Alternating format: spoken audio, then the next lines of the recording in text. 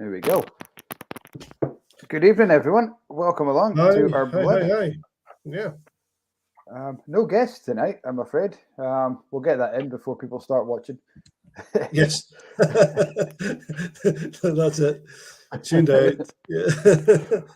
That's a terribly long intro. It's a very long intro, guys. When's the guest coming on? I know. Hope we've got somebody now. So tonight it's going to be a little bit different.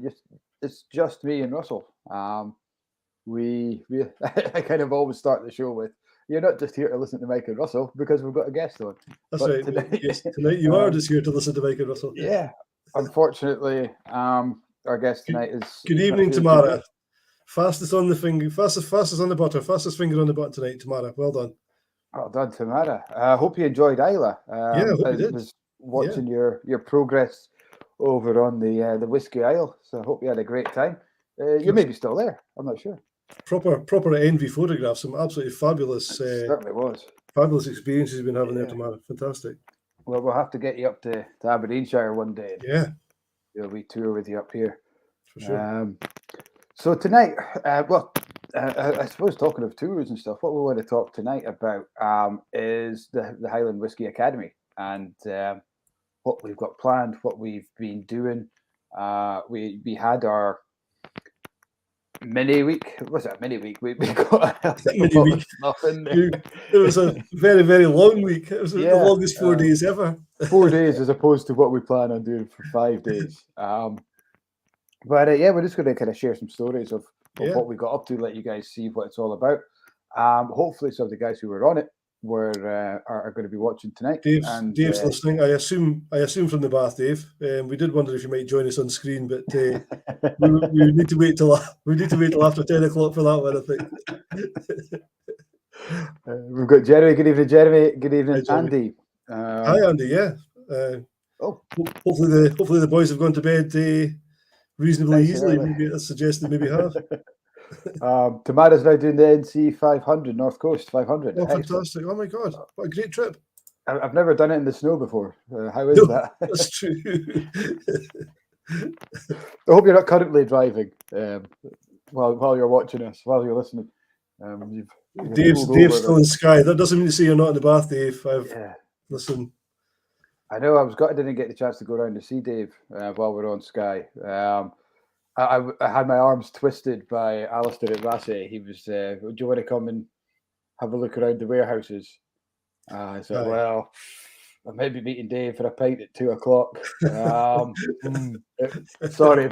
If we hadn't had the week together at the Highland Academy, then maybe we would have made more of a beeline. But next time I'm up. Yeah, absolutely.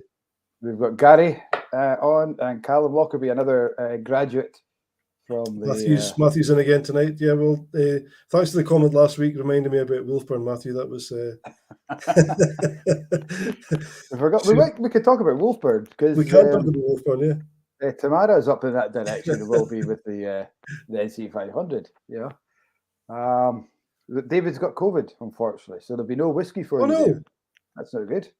For goodness sake, that's not good at all. So well, let's pour a dram, I suppose. Yeah.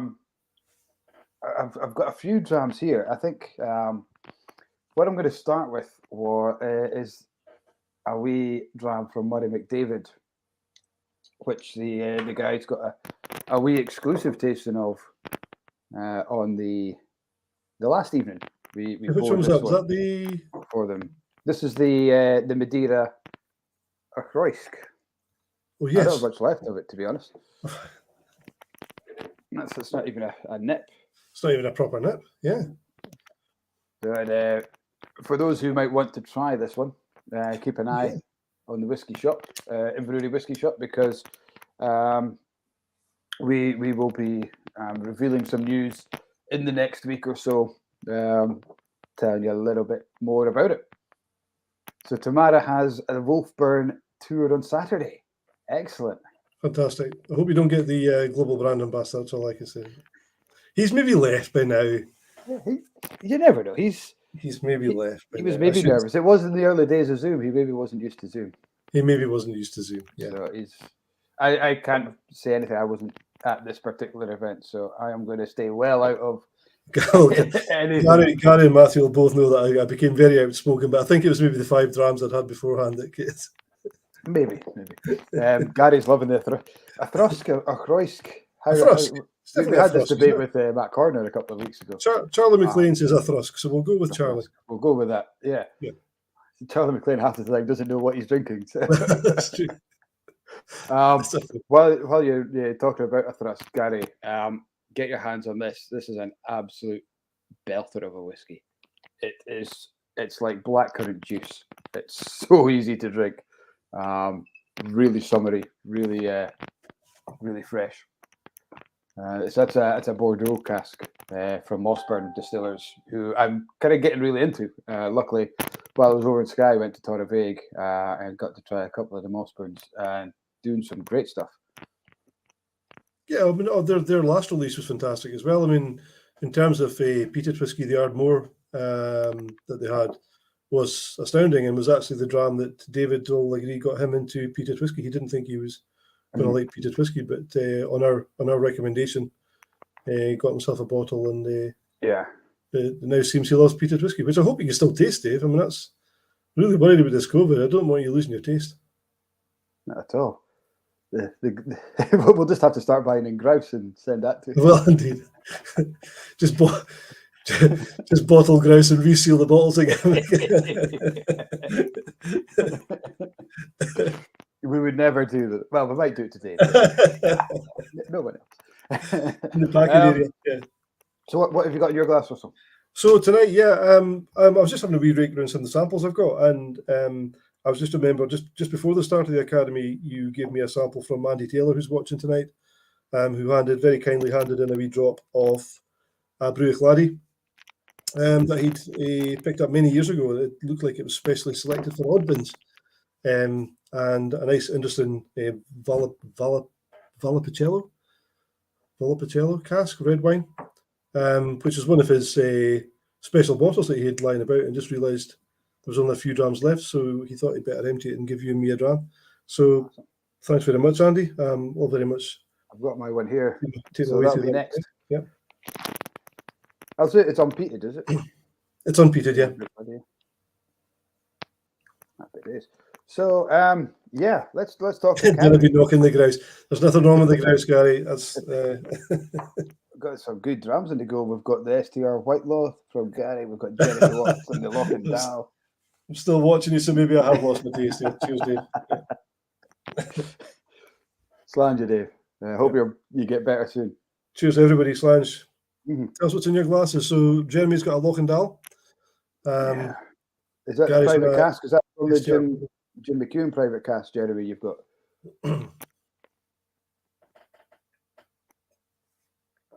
Serial tells. That's lovely. So it's been a month since the Academy. Can you believe that? Yeah, it's unreal. So what we did a 4-day, almost not quite a teaser because the guys got a full whack of the tour on. But what we did was an introduction. We got some great guys we met, came along. We had 5 on the course, and we basically indulged them with whiskey for the 4 days. And it's something that we've been kind of talking about for about 3 years almost. And the obvious hindrance was the COVID pandemic kind of held everything up. But in March, just a month ago, we managed to get our first week underway, and the feedback has been tremendous. The guys, a couple of them watching tonight. If you want to pop on your thoughts, please do. What was your highlights of the Academy? So I just wanted to, Russell came up with the idea, since our planned guests unfortunately had to call off. Let's just spend tonight's Blether chatting about the Academy, what we got up to, who we met, what drams were drunk, and what we've got planned for the future. So, well, Russell, let's because Russell and I both took turns in driving, although I waited till the last day. I was driving. I'm not sure what you were doing. We had the most travel, I think, in the shortest amount of time when I was driving. So we had to get from A to B rather quicker than when Russell was driving. So. And I think on the quiz at the end, the general consensus had nothing to do with the 50 bonus points, that I was the better driver. The tick just happened to go in your name when they were all off their seat when they were trying to write the form. So Russell, from your point of view, what was a highlight or two from? Oh God, it's so hard to pick out a highlight because we had day after day of highlight. I mean, you know, I think some of the things that were highlights for me were just some of the small things that we were able to do.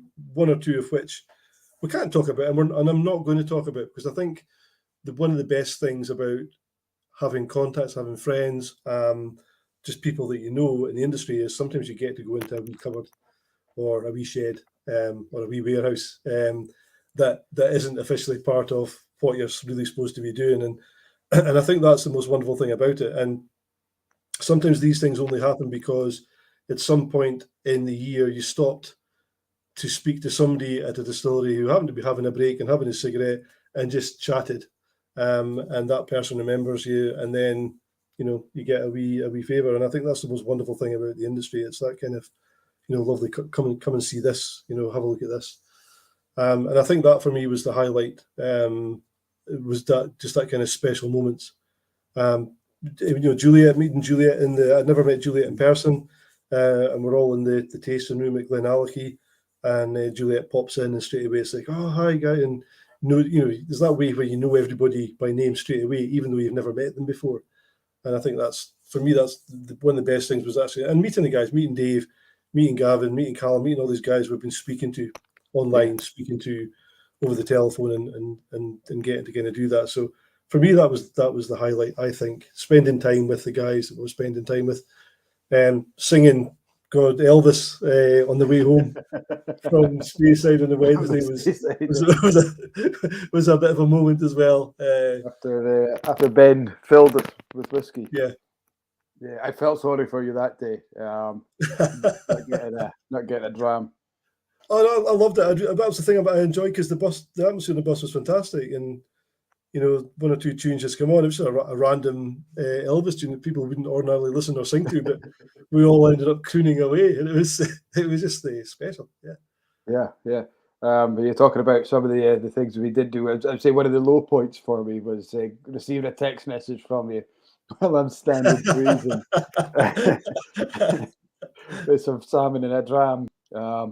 So we had a wee special for the guys while they were doing a pistol stop tour, what was planned to be a whistle stop walkthrough. And I went up and I kind of snuck away and set up a wee dram in a nice wee secluded spot to pair with some fish. And I got a message from Russell saying, we're going to be late. We're doing something sneaky. So I had to stand for an extra half an hour. Luckily, it was dry, but it was still bloody cold where we were. So I guess I don't feel sorry for you now in the Speyside day after all. Yeah, I liked the way that you actually you properly spelled out the swear word. It wasn't the kind of slang way. You took your time to kind of properly spell it out, and I could feel every single letter. You arsehole. The R makes a big difference. It was because my fingers were so cold, they were shaking so much. That's what it was. But that was one of those special moments that we hadn't predicted, we hadn't planned for. I mean, didn't even know that guy was going to be there. I just happened to go in past one day. The chap was having a cigarette, and I just, oh, how you doing? Blah blah blah. Just started chatting, and he remembered me and said, "Oh right, why don't you come in here?" Okay. So we did. Yeah, and if it was me, I would have said, "I'm really sorry, but Cap, we've got Mike." You know, of course. Indeed. Yeah. So, and that was day one. Day two, wasn't it? Day two. Day two. Yeah. Can you actually pick out? Can you pick out a favourite moment? I mean, I'm wondering when Callum and Dave are on tonight. I wonder if they can pick out a favourite moment. But I'm not sure. it was so hard because every single day, you look back and you look at every single day. It's like, oh God, and then you forget we did this. You forget we did that. You know, off up to the standing stones at our lair, just up from. Eventually. Well, it was pretty cold and windy, but holding up the sandwiches so they didn't blow away. What was great was on the end of the first day, Gav turned around to us and turned around to me and he said, you know, what a great first day. You've really set the bar high. And in my head, that was kind of an introduction. I was like, well, hopefully we haven't set it too high now. On the first day, we had a talk from a chap called the Whiskey Doc, who is a dentist from Canada, Paul, who we've had on the Blether before and spoken about quite a lot. And he uses his passion for whiskey alongside his profession as a dentist to talk really well about the olfactory and your gustatory senses. So smelling and tasting whiskey effectively, how it comes across as it does, you know, the link between the nose and the mouth and everything. So one thing that we were keen on right from the start of the academy, and a lot of education, a lot of experience and whatnot that we have, that I've been on and loved every second of it. A lot of his information you might not ever really use again unless you're going into the industry. So we wanted to make sure that the week was for passionate whiskey lovers, and anything that they picked up they could use or talk about or enhance their whiskey experience. So Paul was very determined to do that. So we thought, let's get that first. So that people can, when they're nosing and smelling the rest of the whiskey for the rest of the academy, they knew how to do it maybe a little bit better than what they did before. They could get the best out of whatever whiskey it was that they were drinking. So that was kind of our morning, and again we were keen not to do too many lectures, too many sitting in a classroom, kind of listening to people talk. So yeah, we got that out of the way quick, and then we went to Glengarry. I think it set the scene because we met in the shop, so that there was that kind of setting of being in there, and then up in the bar, just having that kind of bit, because there's always a bit of anything you kind of go and do is a bit of health and safety, there's a bit of that, but this was actually better. This was actually getting a bit of information and understanding, and it really did help. I mean, I've heard that lecture now 3 times from Paul, and every single time you pick up a bit more information, you pick up a bit more understanding of the whole process. So I think it was a really good scene setter for everybody from that point of view, and a great place to start. Yeah, got everyone in the room together, everyone talking, like kind of during the breaks. We were kind of in the tasting room, and as you said, great icebreaker as well. I've got people talking to each other, and because talking about not just about the whiskey but about themselves as well. So then we went to Glengarry, and we had the distillery Cat Housley taking us around. Still love that she's taken inspiration from the academy, changed her from the misheard inspiration from the misheard. I'm not sure if she's watching tonight. She is watching, yeah. Hello, Kat. So Kat from Glengarry took us round and showed us some great insights. And of course, we weren't allowed to say at the time, but it's generally public knowledge now.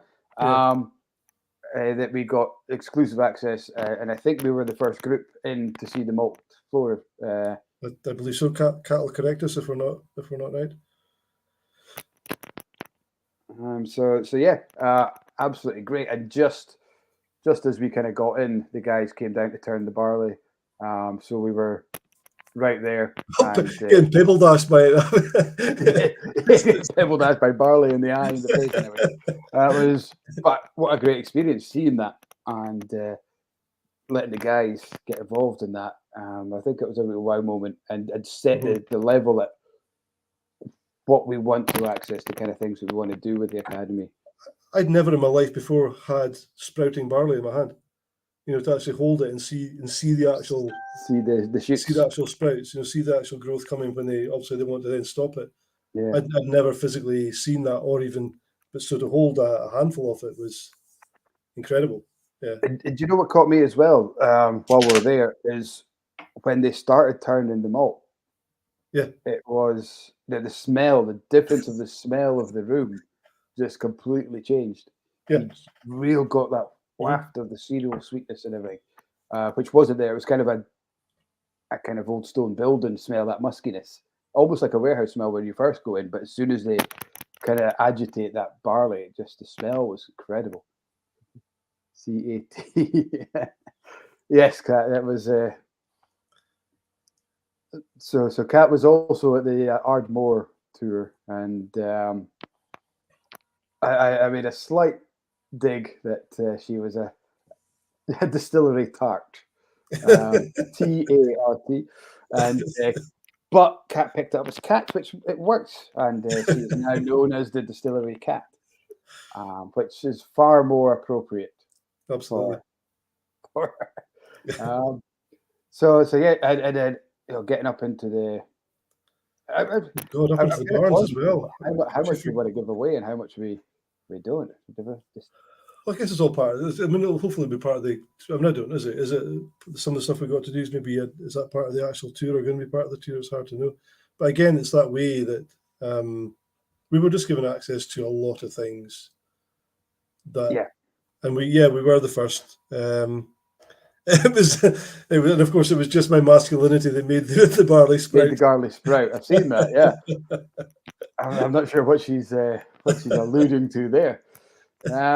So yeah, She did tell me to stop sniffing and called me a weirdo when I took my mask off to smell the barley to begin with. So yeah, it was that kind of week, beautiful. guys. Yeah, Abuse was flowing flying. pretty freely. Uh, so what the tasting at Glenallachie again at Glengarry again was, Glengarry, yeah. was pretty sensational. Yeah. So we had Quinelli and Dooley, or as we all now lovingly know him as Kanye. Kanye. Kanye. He likes it. Who, oh my God, the knowledge Yeah. that he put across. It was a 5 new make spirit tasting going back to 2014. I think the earliest was 2014, 2014. 16, 18, 21, 22. 22, yeah.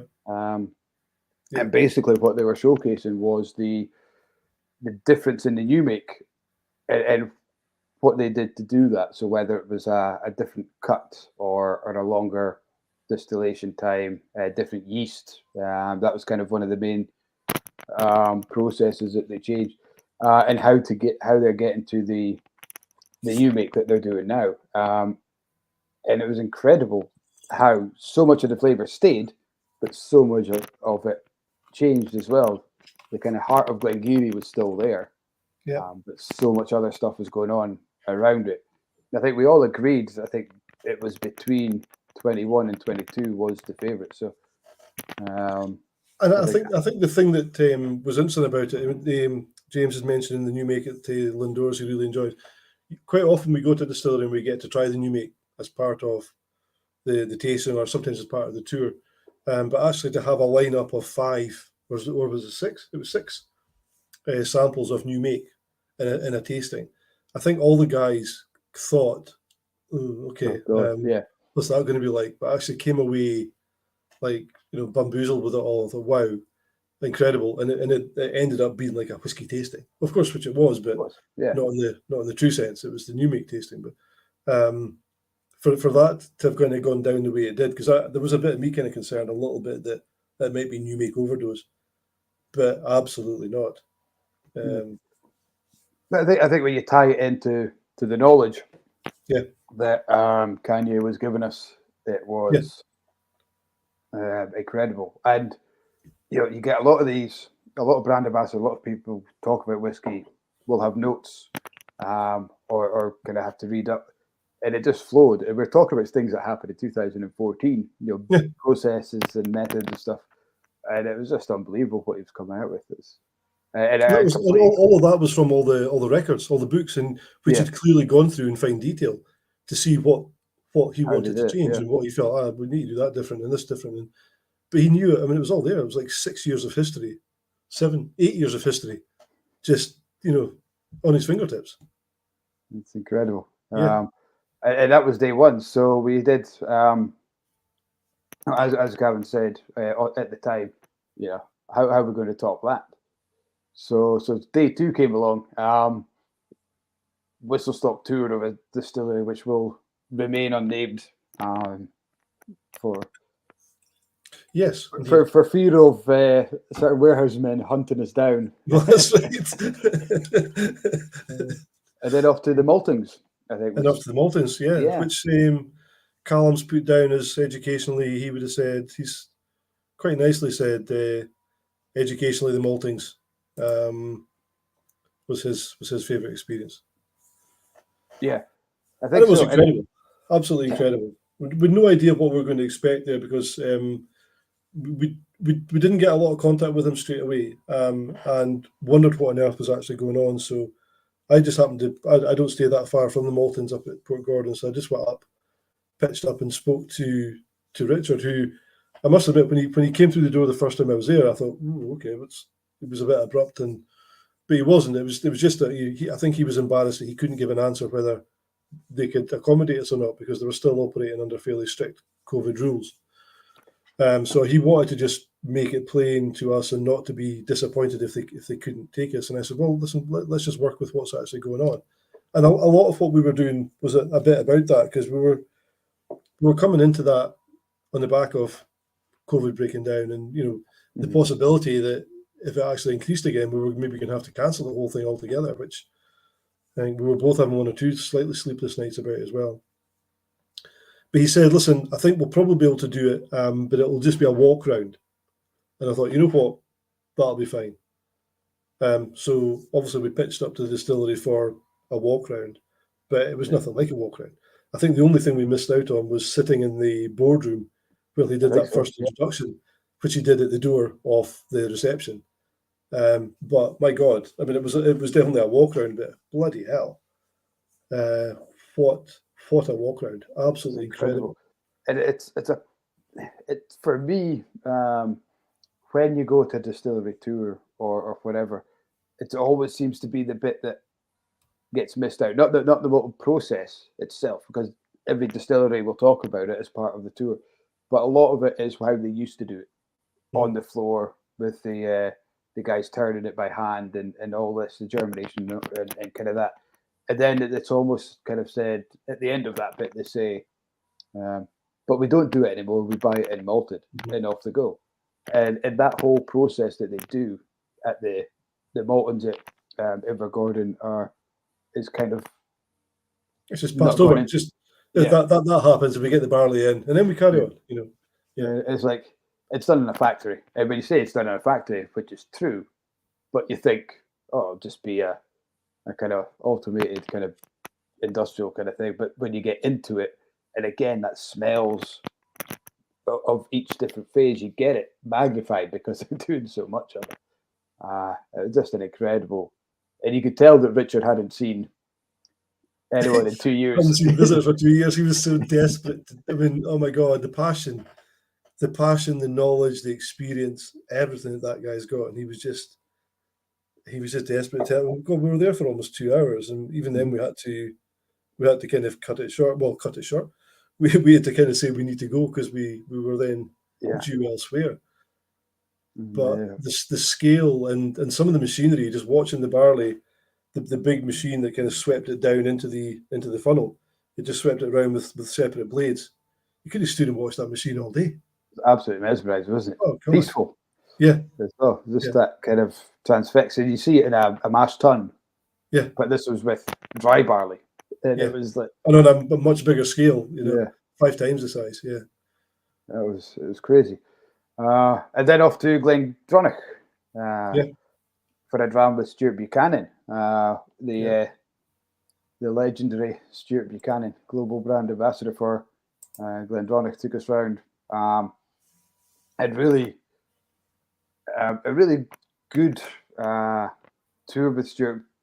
What I thought, I was a bit wary to start with about breaking the group up, but I think it worked really well because it'd been quite a long day, and it gave kind of one half the chance to sit down, just relax, have a Take cup it of easy. coffee, Have a cup of coffee. and, Yeah. and chill, and just kind of talk to each other again. A little bit of bonding between the group. While Stuart took the other half round, and again, to get somebody like Stuart on board, his enthusiasm, and not just a brand ambassador. This is a guy who's been there and done it at all levels of whiskey production, and just fantastic. Yeah, good on Stuart, because he basically did a tour of the distillery twice, back to back,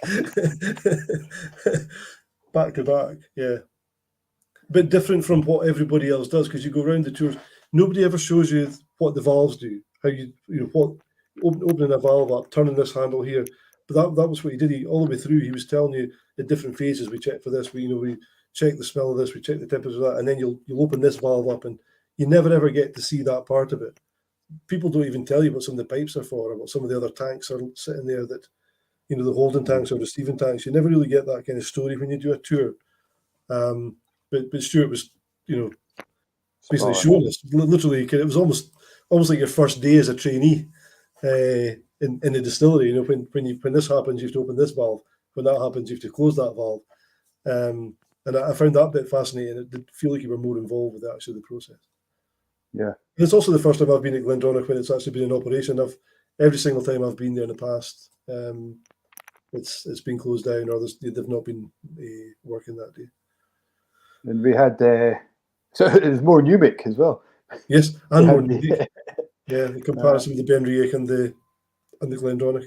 Yeah, I'm so proud of the guys managing to pick up the deliberate mistake that Stuart, the trap that he set out for us. Mm-hmm. The difference in the new makes.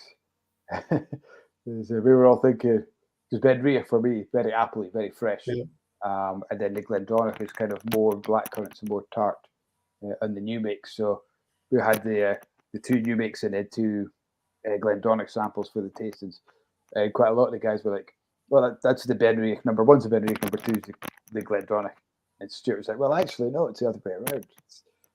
We were just, no, definitely not. And it turns out we were all, the half the guys in the room were right in picking up what Stuart will now call, I'm sure, a deliberate error to catch us out. So yeah, that was fantastic. Just Gary's talking about pipes and levers. The tour guys nightmare, Gary. Well, listen, you need to come on the academy. Absolutely perfect. Yeah.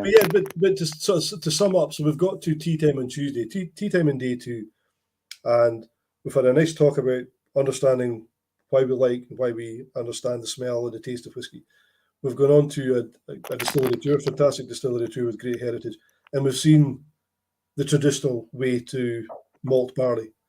We've then gone on to see it done in a more industrial scale, in the scale that most by a country mile barley is actually produced for the distillery. And we've gone to one of the best sherry flavour producing distilleries in the whiskey industry in Glendronach. So everybody's tired. Do we go home for the night? No, we don't. There's more to come. There's more to come. It's still only Tuesday. How about a 7-course sherry tasting? Just to wrap up the evening. Just to wrap up the day. Wow. Absolutely incredible. The amount of flavour in sherry from the sherries that. So Annie Manson is our sommelier, not our sommelier, but she was. She's ours. Of course she is. she was for the academy, and a lovely connection to Glengarry Distillery. She's of the same Manson family that started off the Glengarry Distillery. She's the great granddaughter of Alexander Manson, who was one of the brothers who founded the distillery. So to have her, just that connection, still living in Ilmeld, although she stays in Jerez nowadays. So she moved over to Spain and almost by accident found herself doing a lot of cooking and started up her own cookery school, and then fell in love with sherry and now does the sherry school over in Spain, which has to be on our agenda Oh God, yeah, absolutely. So we. Evening, Gavin. Hi. Gavlar, he's coming. He's joined for the. You're just in time, Gavin, because Dave's just left, so half the MPs won't be here today. But I'm sure Callum will help with it. So Gavin was the English party. He was the Southerner who came up to join us for the tour. Well, he was the Suffolk part to the Norfolk. We had a proper sort of Suffolk Norfolk kind of bromance going with Richard, didn't he? Yeah. Folk off bromance at the Maltings, because Richard Lake, who is the manager, the distilling manager up there, he's from Norfolk. So there was a proper just for the abuse, right? Yeah. There was a proper bromance going on there, wasn't there? Yeah, absolutely. Surprised they didn't track Tractor boys. cider. Yeah. That's the wrong part of the world for cider. You're on the wrong coast, mate. Similar accent. It's a weird thing. Suffolk and Gavin, please. But people from Suffolk and Norfolk sound very much like people from Bristol and Somerset, but it's the other side of the country. So what's that about? Is there a tunnel that goes under London and you kind of intermingle, or I don't know? Just a very well-travelled postman, I think. Yeah, where were we? No, they don't. No, they don't. Well, to us proper Northerners, yes, they do. Yeah. So yeah, we had the sherry night. Yeah. And again, Annie's passion came through. We paired the 7-course sherry with food. A lot of great food going around, olives and hams and haggis and meatballs and air-dried tuna. Air-dried tuna, yeah. Come on, the fridge actually downstairs. Come on, cheese. God, incredible. So the sherries were. I mean, Annie talked us all the way through the range of sherry. We started off with a Fino, then a Mandanilla, which is, I guess, a type of Fino. Then I think we had the Amontillado, then the Pala Cortado, and then it was the Oloroso, then the Pedro Jimenez, and then good old Harvey's cream sherry at the end, which was a complete and utter revelation, poured over the traditionally made Spanish orange cake and drizzled with Harvey's cream sherry was absolutely mind-blowing. Yeah.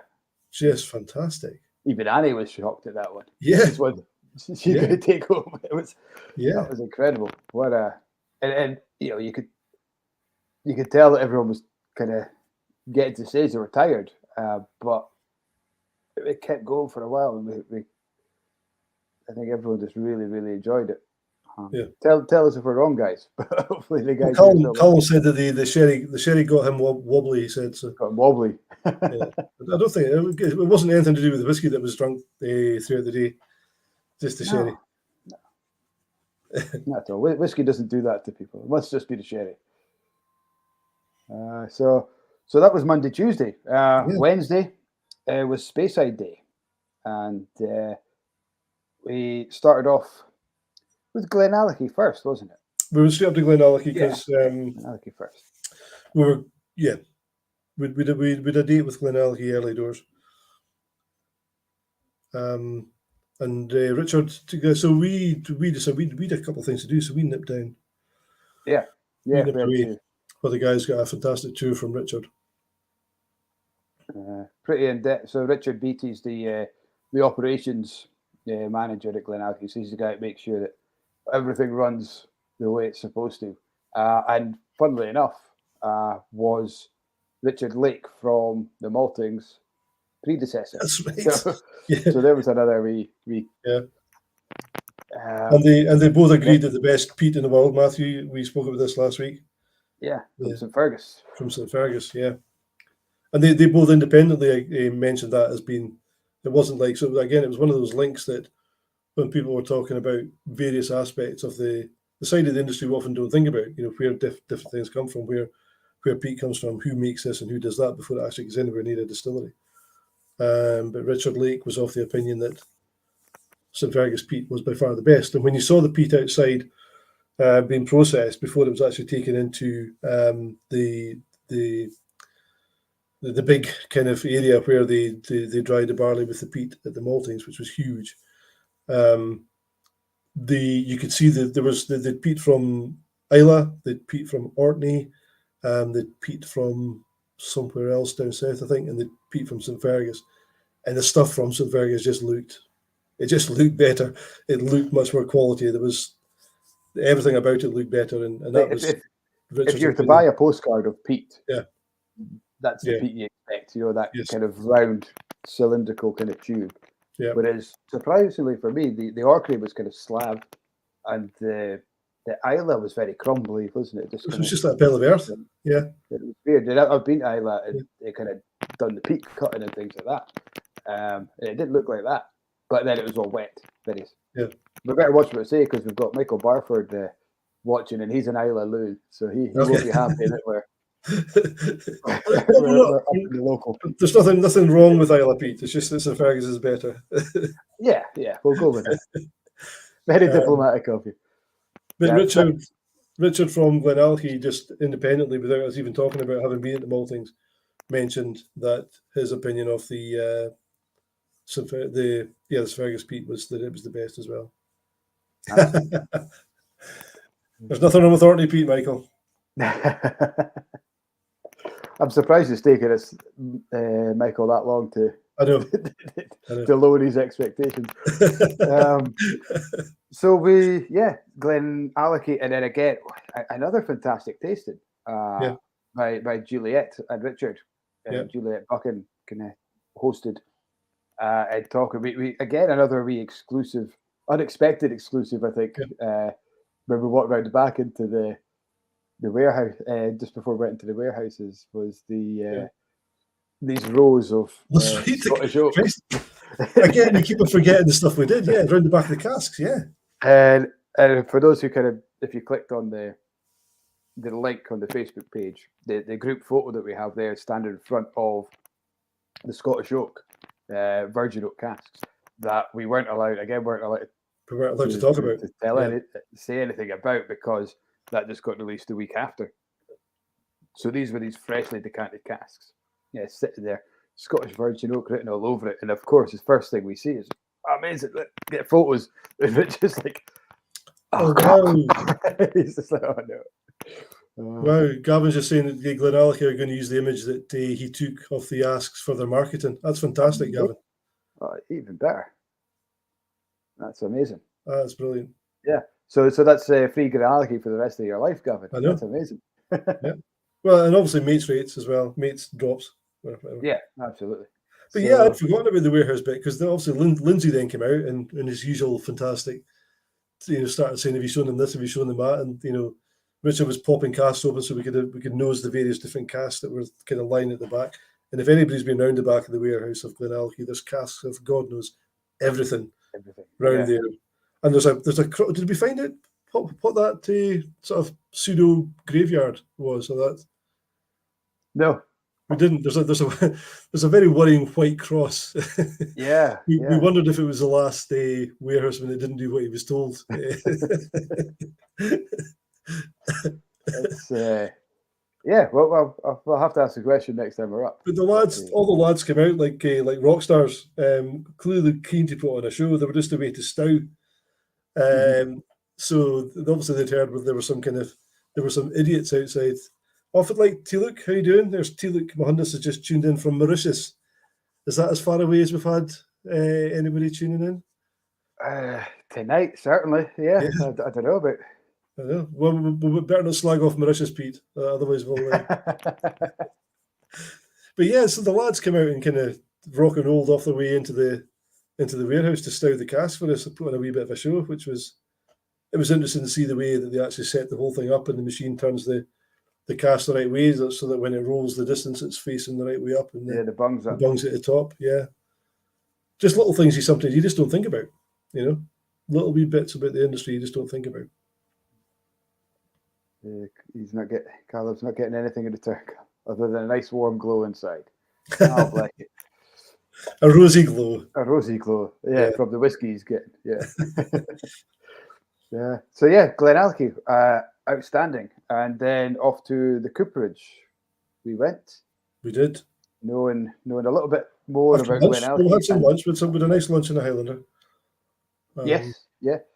Unfortunately, Tetsuya couldn't be there. He was stuck in business in Japan. Isolating in Tokyo, yeah.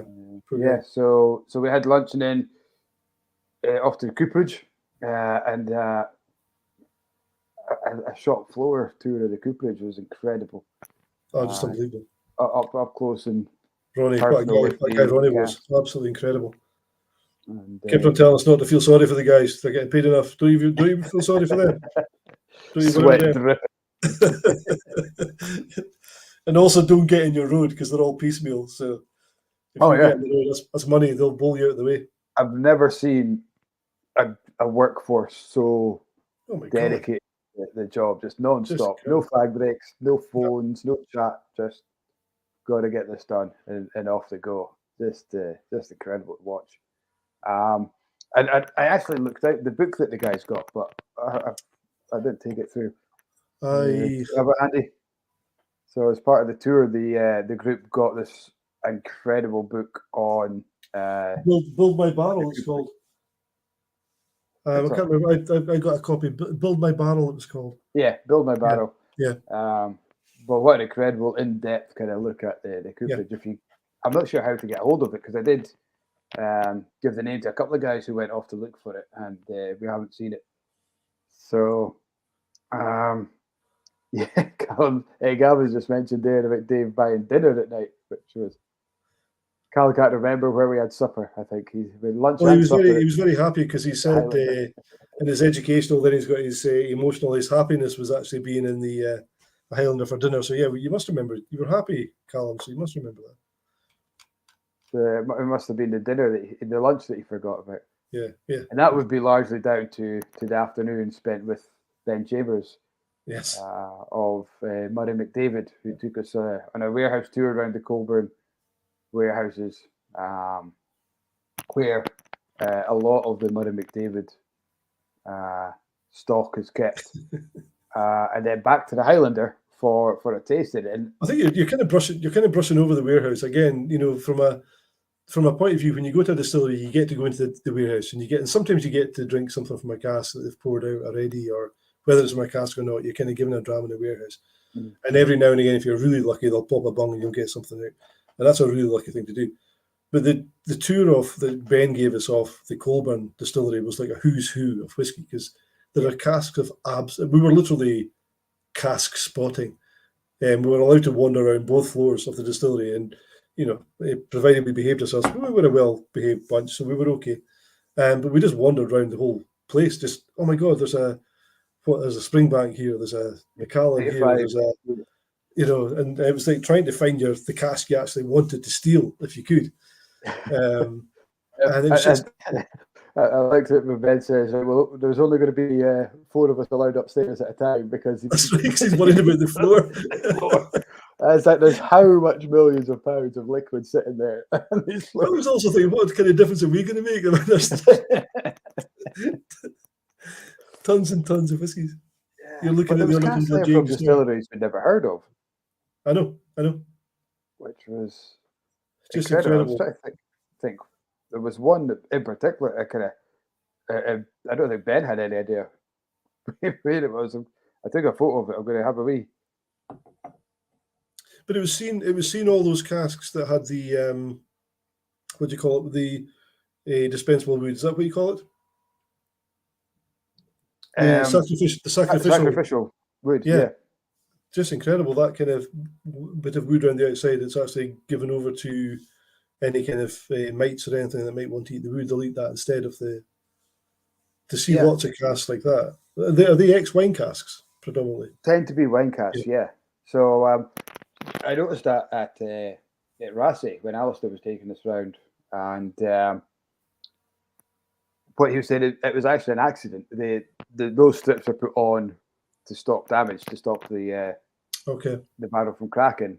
But they realised after they'd done that the mites or whatever had they preferred this fresh kind of wood that was strapped on. So it was as most great things are. It's just a wee accidental It actually discovery. became a good thing, yeah. What they liked. So in the sizes of, going from quarter cask, 30-litre casks, I think is the smallest they've got in there. Yeah. Right up to the 700-litre port pipes. Yeah. Were there. And just the most incredible liquid inside them. I've still no idea how they know where casks are in that place. It was just amazing. Well, I think Ben was kind of starting to see he was kind of struggling to find. Every single time he went into the warehouse, he found something else he hadn't seen before. So yeah, cracking distillery. Lots of people. We've got one or two older customers who remember Colburn very, very fondly, and wish you could still. You probably can still get some, I'd imagine, somewhere. Don't know, guys. Has anybody got a bottle of Colburn sitting in the back of their special cupboard anywhere? So I'm not glugging down. I'm not glugging down drams, by the way. I'm just cleaning my glass out with some water. Skull in the whiskey. I'll get a row if I just throw it across the floor. Paul's not watching tonight, is he? With the new Paul's not watching. Some new make from a distillery that we don't talk about was poured into Paul's glass, and that's what he did. Swirled it around and then just did it. And then give Richard me more. Patterson. We had a running joke with Richard Patterson doing that himself. So so after the Colburn, we went back to the Highland and had a tasting, and it was bottle after bottle came out of Ben's bag. It was, I think there was 12 bottles there by the end of it. An incredible tasting, and 4 ladies passed out.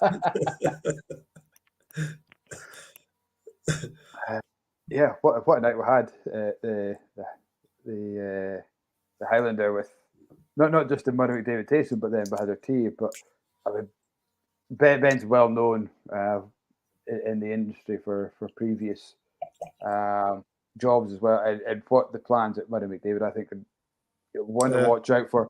They struggled kind of certainly with us, maybe not all over the place, but I think has just been that lack of communication, that lack of kind of promotion for us to be able to use to push as an independent bottler. But with somebody like Ben, who's so open and informative, he'll tell you everything you need to know to sell the whiskey. And it's not, the thing that we struggle with is with Murray McDavid is getting it in the glass. Mm-hmm. We've never had that story to tell as to the background of the company. It's always been fantastic liquid, but it's getting that out of the bottle and into a glass and telling people. And I think Ben, his remit alongside Dean is going to be pretty exciting. Yeah, absolutely. Looking forward to the next tasting we'll have with them, actually. Yeah. I hope he brings the last one with Dean was pretty special, actually. I really enjoyed hosting that one. Yeah. I hope Ben takes as much whiskey to the next one as he did to the last one. God, yeah, gee whiz. I was driving that night again. I did take away a couple of samples. That I made sure I had my sample bottles with me that night so I could fill a few. So there was some crackers. I think the Lejeune was the star of the show that night. Everybody seemed to be in awe of that one. I think Gavin certainly was well. I think everybody was actually. Callum just said he's looking at the unopened Lejeune. Now, did you buy a bottle, Callum? Did you? He did. Yeah. Did you go with the bottle? Yeah. He only paid for it today, but he got it about a month ago. Get it open, Callum. He's paid for it now. And then a few drams, a few pints were had over dinner, and I honestly thought everyone was going to be sleeping on the way home. That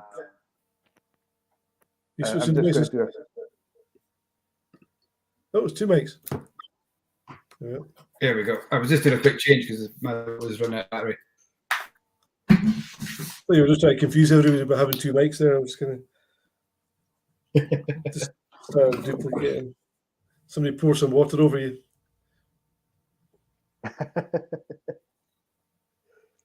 So and I really thought that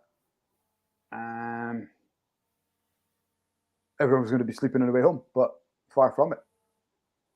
Far from it. Yeah, Elvis.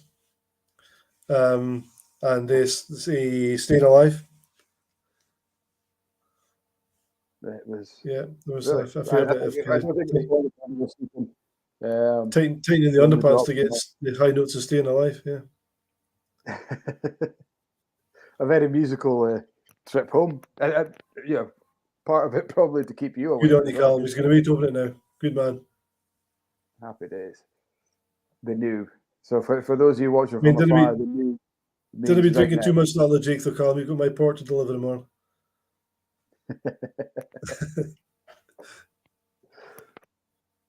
And a good follow on from Kilkerran. Oh, nice. yeah. Which Kilkerran were you on?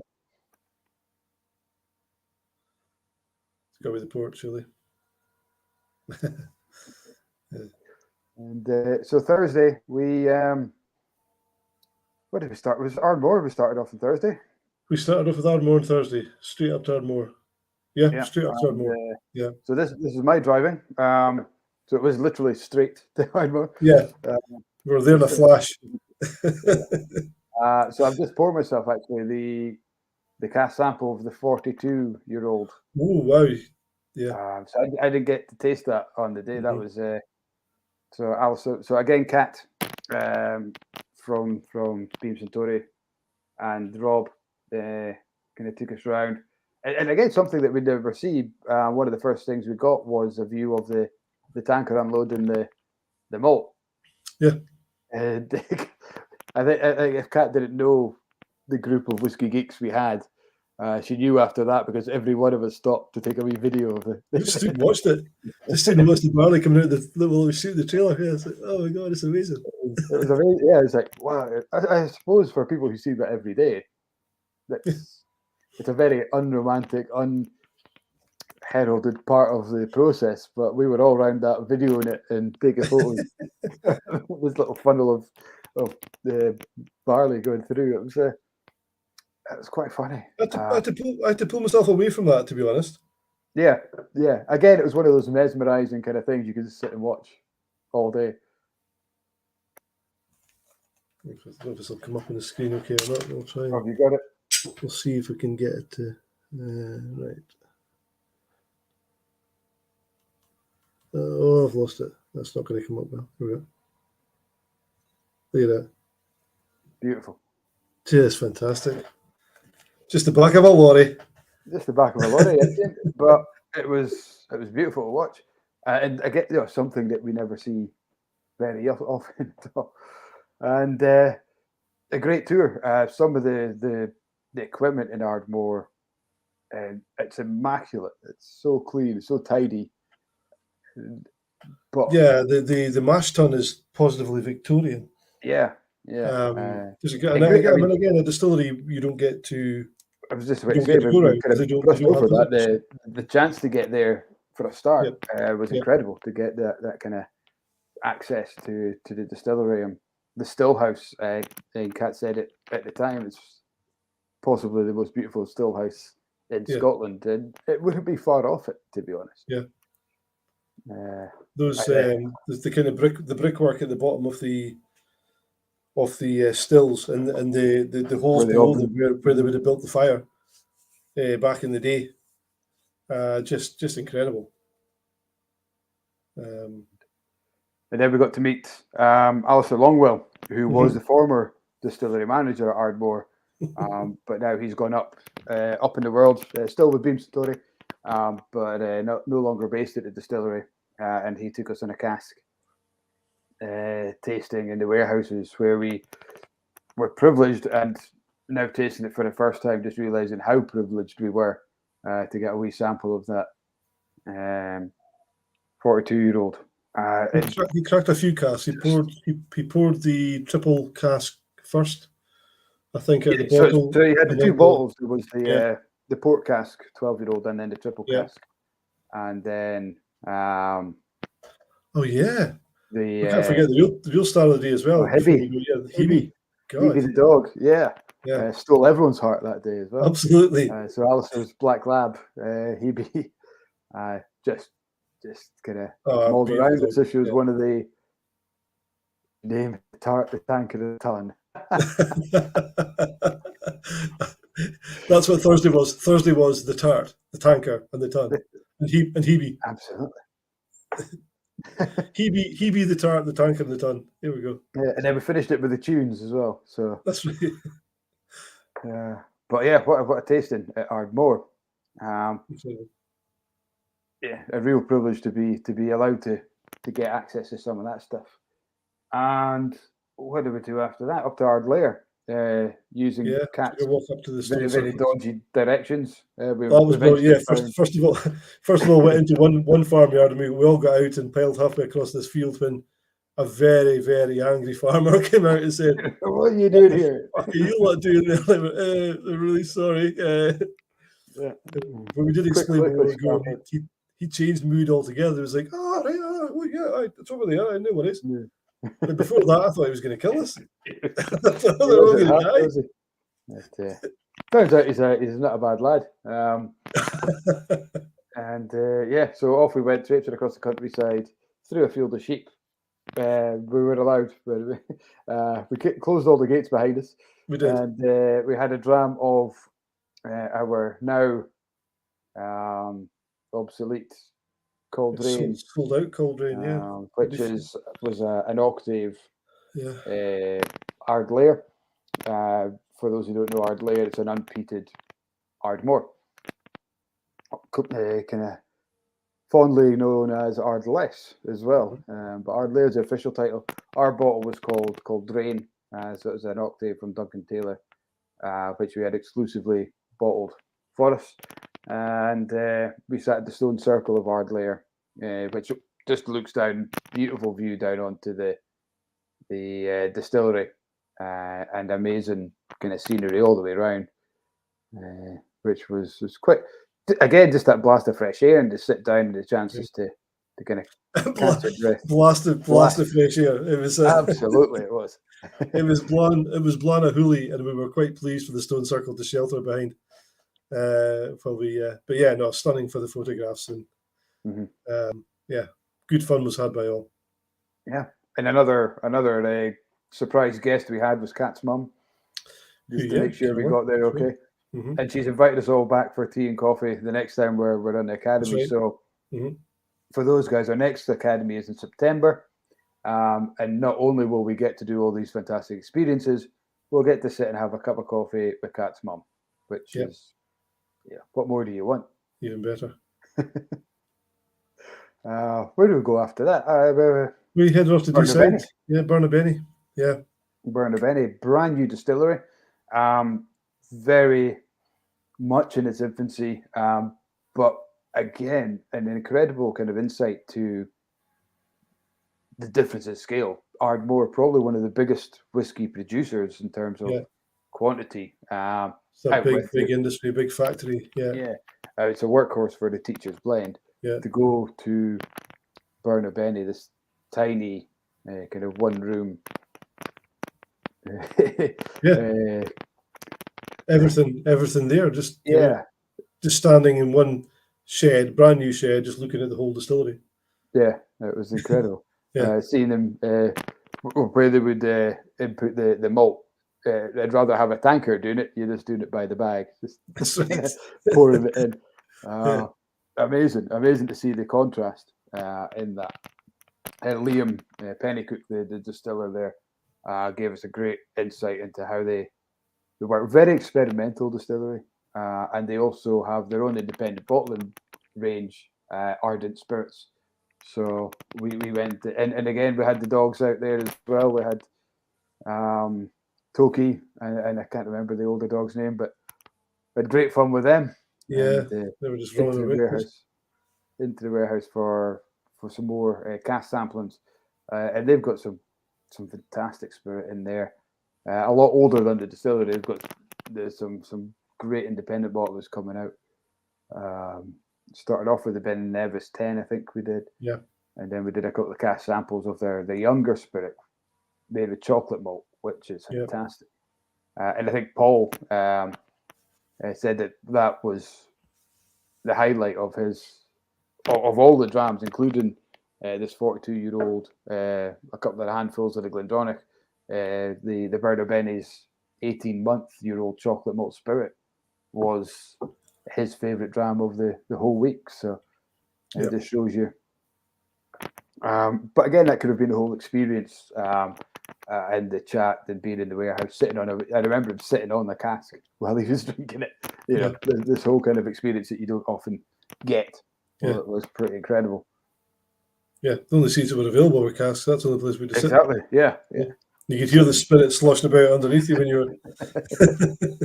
I think was it the I can't remember what cask it was, but it was a big cask, but it didn't feel like I had a lot of spirit in it. And anytime somebody sat in it, it's always tilted like that.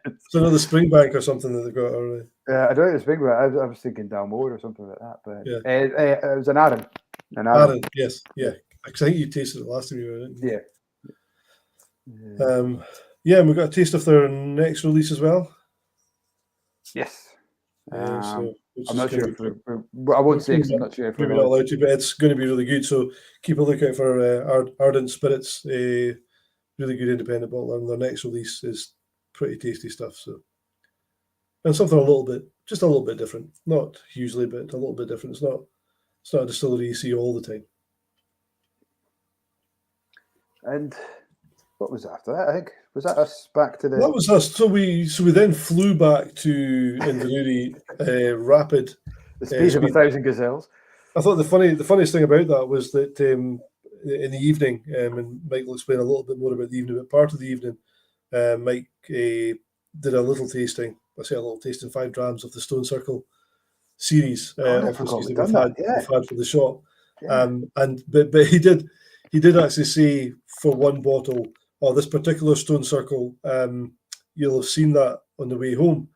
And I said, nobody will have seen that on the way home, Mike. We were going so fast, we didn't see anything on the way home. Everything was a blur. So I like the fact that you thought we would have seen the Stone Circle on the way home. But no, because that was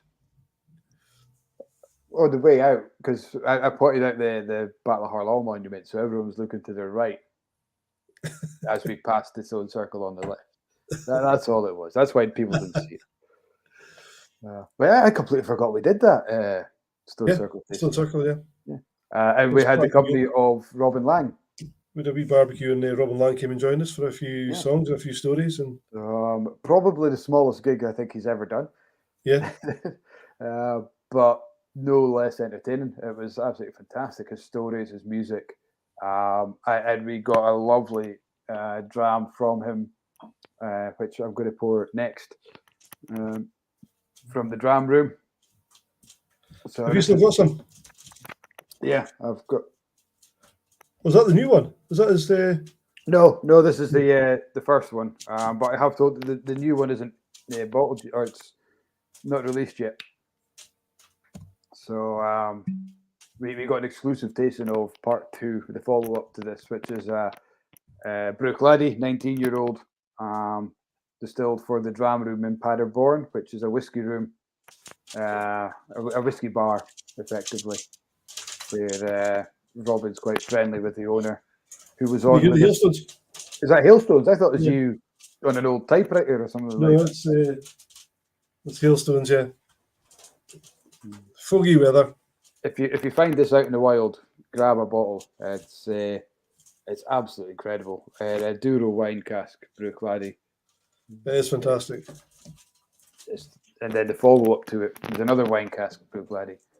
I don't think it was Douro wine. I can't remember the style of wine, but another incredible whiskey. And that's pretty much that was it. The week we had. So that was 4 days. What we're going to do in the 5th day when we launch in September, I've no idea. But, find somebody to get some energy for that one. But what we are looking, what we want to do for the Academy is have something different every time. It's not going to be a carbon copy of the first one.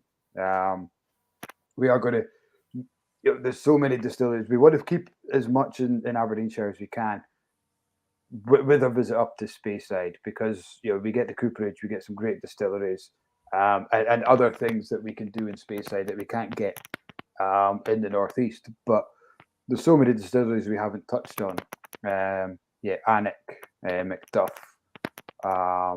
unofficially Glenglassaugh, Lochnagar, Bettercare. You know, these are all kind of places that we hope to open the doors to and get some different kind of experiences. Things like peat cutting. You know, we've learned a lot about St Fergus peat while we were there, but there's so much that we couldn't physically cram into 1 week. So every time we do this academy, there's going to be something different.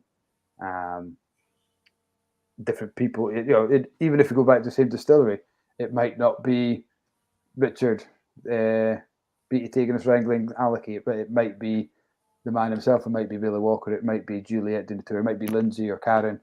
You know, so it will be different every time. But I think that makes it exciting. Yeah, absolutely. Yeah. It was brilliant actually hosting it. It was fantastic. You know, I did a lot of driving. A lot of the guys were saying, you know, you must have been shouting and stuff, and you know, you're just driving here and there and everywhere. But actually, it was a pleasure. It was a pleasure going to these places and actually, you know, delivering people to that experience and just listening to everybody. I mean, Callum's saying, "Wow, wow, wow, wow," for that Lejig that he bought, the Murray McDavid, and that's what everybody said on the night as well. Great comment about that whiskey. But that was a word that was said all week. You just heard people saying, "Wow, wow, wow, wow." Yeah. It just all week that was something that somebody said at some point in the day. That was just Gavin with the dogs.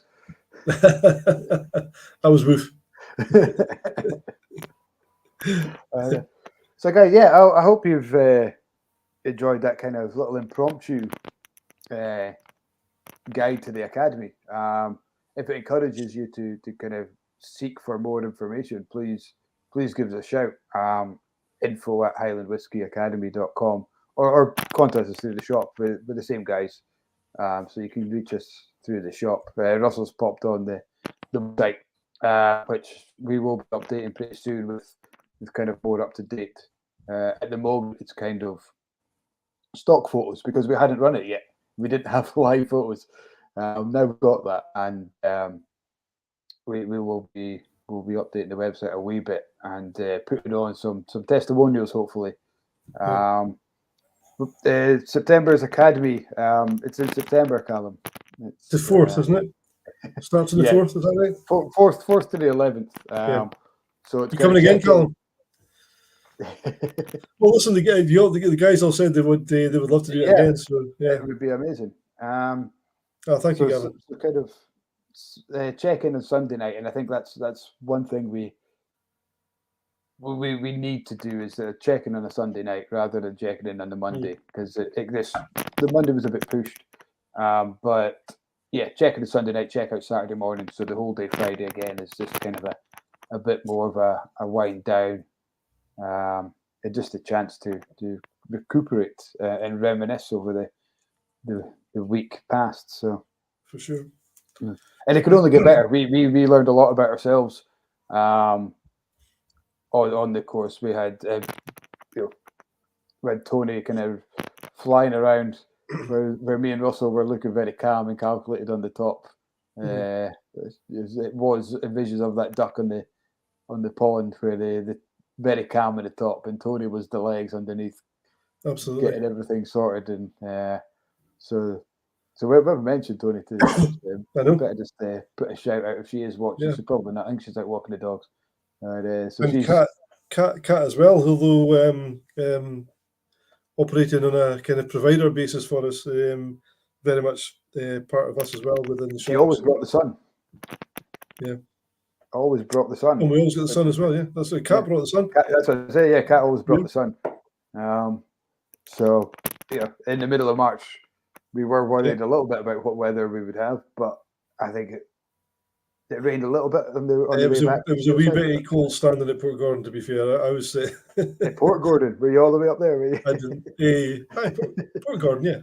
Not Inverurie. I think I said Inverurie earlier on again, didn't I? No, I'm not sure you did. No, I think we got Port Gordon right. Yeah.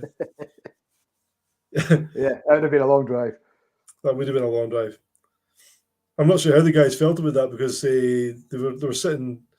Callum will say the guys are saying, "Where are we tomorrow?" He said, "Well, we've got a 2.5 hour drive for a start." Yeah. Hey? Because you'd put Invergordon on the I put Invergordon as the information on the sheet. itinerary. Yeah. But, if it was Invergordon, I'd have driven, you know that. If you'd been driving, yeah, we'd have been there in no time. Half an hour. But, so just we'll just wind down. Yeah. The Blether. Thanks for joining us on kind of a wee bit of an impromptu one, like I say. But take the opportunity to chat. And if you've got any questions, we'll maybe stick around for another 5 minutes. And any questions at all on the academy, please do. So, accommodation you might have found, or they're kind of gathered by now is included. So we pick you up from the accommodation, take you back there again at night. So you've always got a place to put your head that you don't need to worry about. We'll make sure you get there. So we've got Tamara saying, "Great funny evening, thank you." Well, we try to be funny. I'm not sure if we were. If it came across as funny, we'll take that. We'll buy that, absolutely. Tractors, yeah. Oh, we did. We forgot about the tractors. Yeah, but people know that. That must have been your highlight. Sitting in the tractor in a distillery. I was pretty pleased to be honest. Can you remember what kind of tractor you were in? It was a New Holland, yeah. It was a. Oh, I'm not a tractor guy. I think it might have been a Valtra, blue Valtra. Ooh, I need to check the picture. I've got photos. I thought it was a New Holland. But who will be first? Will it be Gavin or Callum who's first to say it was? Oh, I need to find that picture now. Yeah. That was a blue Valtra. It was a Valtra. Yeah, it was a blue Valtra. Yeah. I thought it was Valtra. This is kind words from Gavin. The incredible week that exceeded all expectations. So thank you very much. Hopefully that just sums it up. I did point out every tractor we passed. Yeah, that's right. Yeah. Just wait till September. It's going to be mental because it's we'll be right in the middle of the harvest. So there'll be tractors, balers. That's something else we're looking into is getting being in Aberdeenshire is great because that time of year because we have got limitless farmers out doing the hairst that time of year kind of. I can't wait. So, yeah, if we can get something like that on the academy where we're actually following it from coming out of the field through the Maltons and all the way through, that would be amazing. So hopefully that's something. I know a man. We're sorted. I know a man. I might even get everybody a shot at the combine. Oh, yeah, no, you won't. You will keep that to yourself. No way everyone's getting a shot. Well, I'll be the only one sober, so of course I'll keep that to myself. I mean, health and safety after all. Incredible. So that's us tonight, guys. Next week is Greg Schwartz. Greg Schwartz, yes. Greg Schwartz, Water of Life. Joining us from LA. Yeah. So we have for those of you who have maybe watched the Water Life movie, which came out last summer, 2 summers ago. No, it was Burns Night. It was Burns Night last year. Yeah. A wonderful film directed by a lovely guy called Greg Schwartz, who came over, and I believe they're away to do a second film, more focused on independent bottling. Focused on indie bottlers, yeah. So we'll chat about that next week. Yeah. And so Greg will be joining us from LA, which will be amazing. So please join us then. The week after, I think is Michael Hendry. Michael Hendry from Loch Lomond Distillery. If you've not been on one of his tastings before, you're in for a treat. The guy's depth of knowledge is phenomenal. Absolutely incredible. Yeah. So that's what we've got coming up. But don't be a stranger. Don't wait for the Blether. Give us a shout through emails on going to the shop or come into the shop and say hello. Tamara, hopefully, come and see us next week on your way back from the tour round the NC 500. So hopefully you enjoy Wolfburn at the weekend more than Russell probably will. I like the whiskey. There was just somebody delivering it that wasn't particularly whatever. But yeah, Tamara, make yourself known when you come in, and it'll be a pleasure to have you. And the rest of you guys, just say thank you very much for sticking around and joining us, and we will see you either on the Blether Live next week or before that. So, so slán you back, guys. Cheers. Good night, guys.